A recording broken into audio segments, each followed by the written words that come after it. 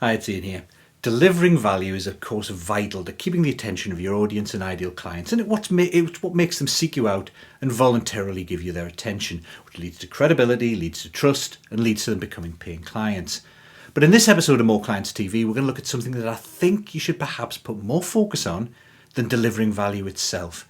We'll dive into what it is and how to use it after the break.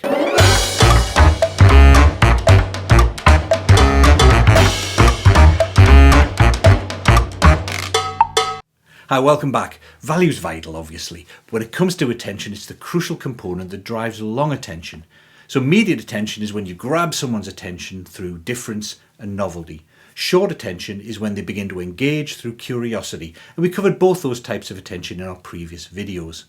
Long attention is the most valuable type of attention. It's where people voluntarily come back to pay you attention, just like their favourite TV show that they tune into every week or the newsletter that they always read.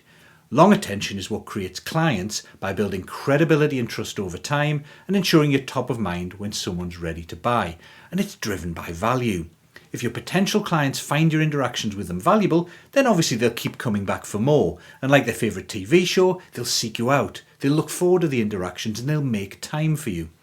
But what type of value do you need to create this type of relationship, this type of value?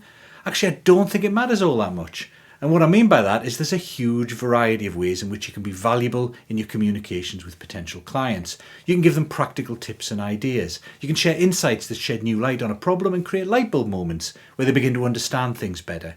You can share stories that inspire them and motivate them to take action, or that build empathy and give them hope that they're not alone and things can change. You can help them see the big picture and the path to their solution. You can link them to resources or people they'll find useful, or you can just bring a little sunshine into their lives with an interesting or entertaining email or other communication.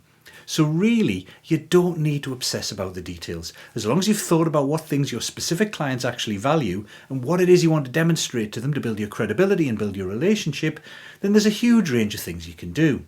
But what I would encourage you to think about is less about how you give value and more about how, and in particular when, your clients get value.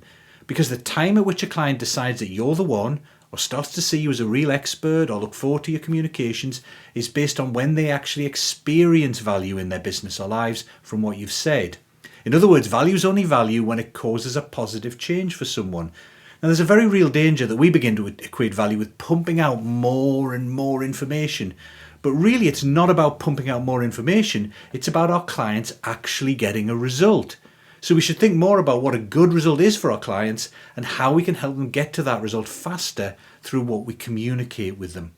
Now, in the world of software and services, they often call this the aha moment. It's the moment when someone gets it, when they realize what using a piece of software might actually mean for them and the value they'd get from it in the long term.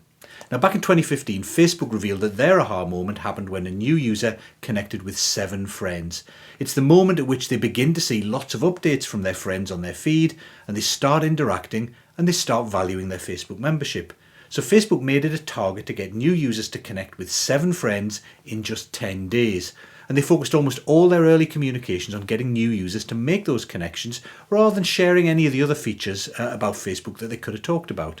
Because the faster that someone hits that aha moment, the faster they experience real value from the service, then the more likely they are to stick around and the less likely they are to give up on the product. And it's not just a linear decrease in people leaving, it's an exponential decrease. It makes a huge difference. You see the exact same approach from other services. Dropbox tries to get you to upload a document as soon as possible. Slack tries to get you to send a bunch of messages as soon as possible because they know that it's those actions that give you the aha moment when you begin to see real value from the product. And the same thing applies to your communications. Rather than just sending potential clients more and more valuable content, think about what needs to happen for them to actually see or experience the value, to get an aha moment from you. Now, maybe for your clients, it's seeing the big picture and a roadmap to the results they're looking for. Maybe it's some quick wins and actual results in their business. Or maybe it's just a clear diagnosis of the root cause of a tricky problem they've been struggling to understand for ages. Now, in my own business, when people sign up for my emails, I aim to give them a big aha moment in the very first email they get from me. Something that makes them think, oh, I'd never thought of that, but he's absolutely right.